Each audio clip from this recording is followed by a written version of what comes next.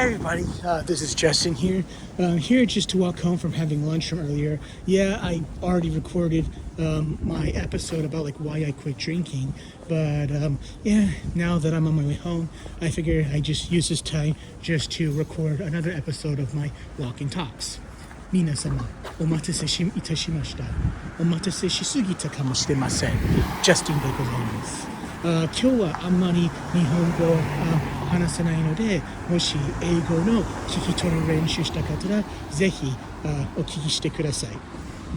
So I just told my Japanese audience that like for this video today, I'll mostly be speaking in English, and if they wish to continue watching just for the sake of their, listening practice, then they're free to continue watching. So it's gonna be a while less than 30 minutes before I get home. I just want to talk about how earlier this week I finally saw the last few episodes of the Netflix series Cobra Kai. Well, it's the Netflix series now, but it originally started as a YouTube Red, I think at the time. It's now called YouTube Premium, but at the time it was called YouTube Red. And I've been a fan of Cobra Kai since its debut back in 2018. So, I just thought not just the last few episodes, but the series as a whole, I truly enjoyed it. I've been a fan of the original Karate Kid trilogy ever since I was a child. And I wasn't a fan of the next Karate Kid until the remake with Will Smith's son and Jackie Chan came out. I thought that movie sucked. Like, wow, I appreciate the next Karate Kid more than ever now. But because of like how lousy that remake was, and how the original trailers overemphasized its comedy, I came into the original first season with little to no expectations, other than just my curiosity. Hey, they got the original actors from the movies back for this, and if they're gonna go that far, might as well give it a chance. And so I watched like the first two episodes on YouTube Red. I'm like, oh, this is pretty good. And I was really impressed with what the series had to offer. I really love how they characterized Johnny. He's like down in his luck since the 1984 tournament. And he's kind of put in a situation where he has to mentor a young man named Miguel after saving him from bullies using his own karate skills. And he's like, hey, he wants him to teach him. And then, with nothing else to lose, he reopens the Cobra Kai dojo. And I just really think it's interesting, like he's using the philosophies he was taught from Kreese from the original trilogy, and he's trying to redirect that message into something more positive. And because of how he was raised and how he was taught, like some of that fierceness is still in him, and also like he's been stuck in the 80s for the longest time, so he doesn't really know anything about modern political correctness, wokeness, and all of the other modern liberal stuff. And to him it's like a bunch of made up mumbo jumbo, and I thought it was pretty funny. And of course eventually Daniel gets back into the picture, seeing that Cobra Kai is back, and then mishearing one of the bully stories, who's dating his daughter, that he got assaulted by Johnny. He kind of immediately assumes the worst, that like, hey, Cobra Kai is up to no good again, and then it reignites their rivalry. And in the meantime, Johnny's own estranged son wants to spite Johnny just to work at one of Daniel's auto shops. So yes, Daniel in this series, he resumes. He does have his car interest thanks to Mr. Miyagi, and he now has a successful car dealership. And of course, he incorporates his accomplishments as a two-time All-Valley champion into his commercials, such as chopping down the prices. And as a nod to the original Karate Kid Part 3, where he and Mr. Miyagi wanted to open up a bonsai tree shop, for every purchase of a car, they would give him a free bonsai tree, which is nice. But what eventually leads them to this initial reunion between Johnny and Daniel is that, Johnny was at the arena where the All Valley tournament took place. He had his car parked there on the road, and then he gets hit. His car gets hit by one of Daniel's daughter's friends, and they drove off. And then it turns out his car gets towed to a Lou Russo auto shop. And he's like, no, I can't deal with this shit. But of course, initially, their first reunion is pleasant. But then after he sees the Cobra Kai dojo open again, and then his daughter's boyfriend telling, hey, he jumped us, and he wouldn't listen to Johnny's side of the story. Hey, he was defending this boy from these bullies. But, only seeing the worst of each other, their rivalry just restarts again. And it's kind of interesting. What I really love about the series is one of the high points is how the relationship between Daniel and Johnny shifts throughout the series. Like one moment they're bitter enemies again, and then the next moment they're best friends, and then they're bitter enemies again and best friends. And the cycle repeats for at least up until, I won't give away the spoilers, it's significant, at least until midway into season 5 or partway into season 6. And there's always a reason why the relationship, mends and then falls apart the next moment. And I think the writers who really care about, who seem to be really big fans of the original source material, know how to implement these to their own creative, minds. And eventually, as the series goes on, they introduce new characters, new dynamics, and stories that start in the first season, or how even the original trilogy, are further developed, and yet new stories are also being told. And there's good character development, there's good interactions, there's exciting action, there's also a really kick-ass soundtrack, and the comedy is a really good, new source for the show. At first, I can understand why the comedy can be a little difficult for some people, especially when the original trilogy didn't have much humor.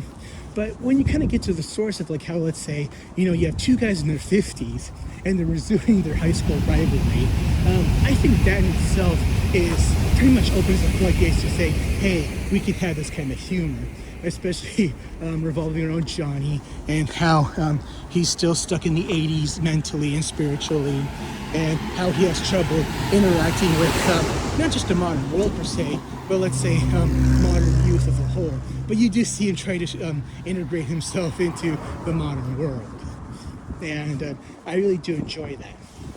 And as you get to the ending, it really goes back to how the series started. It was about how Johnny wants his redemption. He kind of wants to get his life back. And I think the finale does a really excellent job of, bringing it all full circle. And I really enjoyed some of the new characters introduced in the final season, such as the Iron Dragons. They have some really fierce competitors that really, bring up the stakes, and also the Team Korea that is introduced with in Cobra Kai. It's like, okay, after Cobra Kai in the US is wiped out at the end of season 5, they can still go back to Korea to keep that team name. And I thought that was really cool that they introduced some other new rivals, now that rivalries that started in the original first 2 seasons have been mended and resolved, and now they have to work together to fight these set of new fighters, and I thought that was really awesome. But I kind of really also loved Daniel's characterization. You think, when you get to the age of Mr. Miyagi, you would have all the answers and you would have all the wisdom, when in fact he doesn't. And he still wishes that he could rely on Mr. Miyagi's wisdom and guidance. And you kind of see how he has to do things on his own. And deep down inside, he's still that arrogant teenager that was introduced in the original trilogy. And a lot of his qualities are still there. But, the qualities have matured to that of the man of his age in his 50s. But if you come into watching the original trilogy, you get a full reason why, the original cast members are this way. But But even if you haven't watched the original trilogy, it's okay. The Cobra Kai series does a good job of, let's say, establishing who's from the original trilogy and what their roles were. And usually, if a cast member from the original trilogy comes back, it's never for the sake of fan service. They are there to contribute to the development of the story, and they also get to have their own development as well, which is a nice piece of work. And I know a lot of people have already been saying this on social media, but Cobra Kai is pretty much a good example of like how you handle a legacy product compared to, let's say, Star Wars.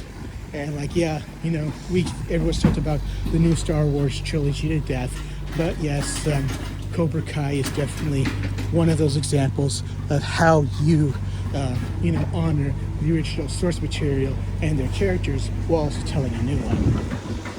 But so the action is pretty good. They kind of get into the nuances of the fighting styles. Like, for example, even though this kind of already explained in the original trilogy, Mr. Miyagi's karate is based off, the original Goju-ryu style from Okinawa, while the Cobra Kai style is Tang Soo Do, which is pretty much Korean karate, because if you take, let's say, the original kanji of Tang Soo Do, it's the original kanji of how you say karate do, because one of the founders was in Japan and learned karate under Ginchin Funakoshi, the founder of Shotokan Karate. And that's why pretty much the forms of both Shotokan and Tangutsu Do are relatively the same, but the stances and how you move it are slightly different.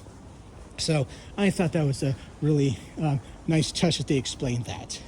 But of course, like when they bring back this character Chosen from part 2 to what the master taught to Kreese and Silver was a Tang Soo Do, but a form of, let's say, killing. It's like, yeah, I could get why when they get around to that. And yeah, maybe I should give some, spoilers. Like, for example, I think one of the highlights of the show was bringing back Terry Silver, one of the main villains from the part 3 of the original trilogy. Yes, the guy was kind of a maniac, but like you could see how the actor was very dedicated to that role, and brought out whatever he could. That he's just like a evil businessman, and he just wants nothing to, he just wants to make life a living hell for Daniel and Mr. Miyagi in the worst way possible by pretending to be their friend, and then backstabbing them when it counts. And when he brings it back, it's like he never left the role. And it's kind of interesting that even though the actor who plays Silver is supposed to be, let's say, 20 or 30 years older than Daniel, I heard that he's actually like 2 or 3 months younger than Ralph Macchio, which I think is pretty funny. But, in both the original trilogy, part 3, and in Cobra Kai, that 20-year age gap is still presentably believable. And I kind of like how when they bring back Silver, they explain why his behavior the way it was, and it does make perfect sense. And you can see like how not just like how his PTSD for Vietnam, reignites something in him, all no thanks to Kreese. And I really like how they brought back Kreese as well, and how they explained the origin stories between him and Silver. I thought that was a nice touch. And eventually they do get around to answering who Kim Sung-young was. Like in part 3, when Terry Silver first introduces himself, he's like, "Oh, my master was Kim Sung-young from Korea." At first, even Daniel also believes like, "Hey, this Kim Sung-young is probably just a made-up guy," but it turns out he's actually a real character who is eventually introduced into the actual series.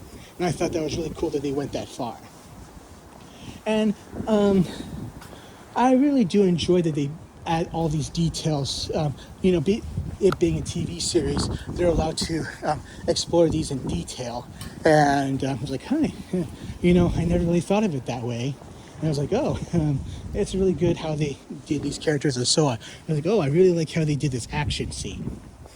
But overall, there are two major things from the last 5 episodes that I do have issues with.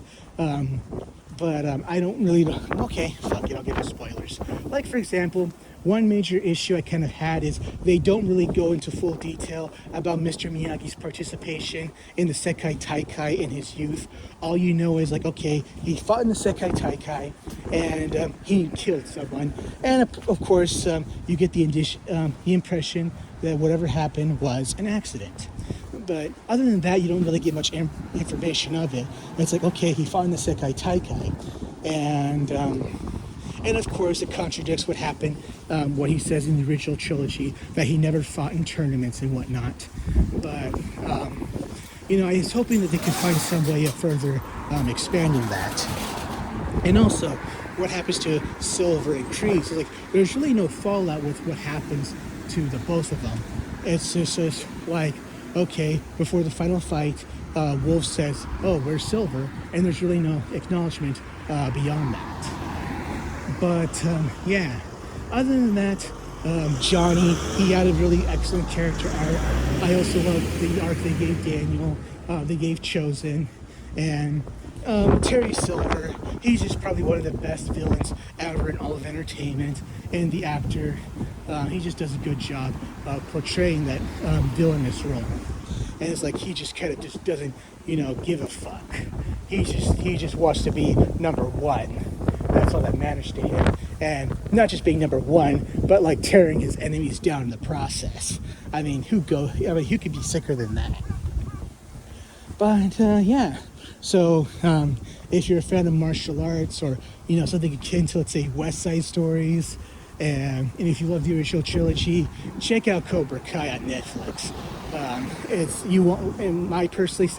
I personally feel that you won't regret it. And what else have I caught on Netflix lately? So this kind of goes back to, like, I think Sega Saturn podcast, Sega Saturn Share podcast that I listened to, and one of the guys who hosts that podcast talked about he tries to watch he's studying Japanese, which is great. He's trying to watch anime, but not just English subtitles, but with Japanese subtitles to follow along. And he admits that his level isn't to the point where he can actually, do that yet. But I do applaud him for doing so. But as for me, I've been at that level for years, and I've taken this to another unique level by watching a Korean drama series called Taxi Driver. No, not the Martin Scorsese movie with Robert De Niro, but it's a Korean drama based on a Korean manhwa called Deluxe Taxi. So it's a web comic, actually. But basically what Deluxe Taxi is about is like how these groups of people, like one is like the chairman of this charity foundation for victims of crimes. One was a former special special forces operative. And one was a former engineer, one was a former scientist, and one was a former college student. And they all lost, like, their parents or their loved ones, to murder or suicide, or some suicide, caused by the actions of another. And pretty much they all band together to, in the disguise of a taxi service. They do something called a revenge service. So take, for example, you want to look up on Google how to kill yourself. So instead of how to kill yourself, the results will say, don't kill yourself. If you've been wrong, take revenge. Call us, and we'll help, and we'll find a way to help you. So first, the main guy, the former special operators captain, he's the main driver. He will pick up the proposed customer. He will hear their story, and then he'll take him to, like, an arcade, and then this arcade, the game will tell him, okay, you have the option, do you want to take revenge or not? And if you take revenge, the meter will keep going until it stops. But if you decide not to take revenge, we will cease all contact. So pretty much in the very first few episodes, there's this teenager who is mentally disabled, and she was hooked up by her social worker to do this job with computers at this, fishing warehouse. But instead of doing the fishing warehouse, instead of doing computer work, she's being exploited by other handicapped workers and foreign workers to do these fish with little to no pay. And she's also being sexually abused by her boss's brother-in-law. And no longer wanting to take it, she tries to commit suicide. But before she can make the jump, she sees on the ledge, "Don't commit suicide, call us and we'll take revenge for you." And so they band together, listen to this girl's story, and get the information, and then they enact their plot to, get revenge for these victims. And I can understand why this could be seen as controversial, but the show does a good job of presenting how these victims have been victimized to the point it's like, you can't sympathize with the people who are victimizing them. You want the worst to happen to them. And they will go as far as short as murder to, make these people's lives a miserable hell just because they make their victims' lives a miserable hell. And eventually what happens to them, they don't kill them, but I don't want to get into spoilers. So going back to that Sega Saturn Shiro podcast guy who tries to watch anime with Japanese audio with Japanese subtitles. So the thing is about this particular drama I'm watching on Japanese Netflix is that it's in Korean, but there's no English subtitles, but there are Japanese subtitles. So I'm trying to consume this drama in two languages that I'm not a native of. So keep in mind, I do not know Korean whatsoever. Japanese is my second language. So it's like, okay, I'm watching this in Korean with Japanese subtitles. And it's the first time I've done something like this. And now I'll admit it was a pretty unique experience. Like, I like how they sort of explain certain jokes. So for example, in one of the other episodes, there's like a joke where, what's his name? Dogi, the guy who was a former Special Forces captain, he pretends to be a teacher to help avenge a student who's being bullied. And he visits one of the bullies' house to talk to his father, and they're playing Go. And prior to this, he discovers, or he plants marijuana on these boys. And while playing Go, there's this technique, I don't know shit about Go. I haven't watched Hikaru no Go in years, but maybe I'm talking about this now. Maybe I should take the time and watching again when I can. So there's this particular set called Denma, and he says that's a really good Denma. And as it turns out, Denma is in Korean is also another word for marijuana. And he does this in the bully's presence just to make sure, hey, I know what's going on, and I'm in front of your father, and don't play games with me, shithead. So yeah, that's pretty much it. And as for what else I'm watching, that'll be another day for another time. I'm almost home. So, talk to you next time. Ja, matane.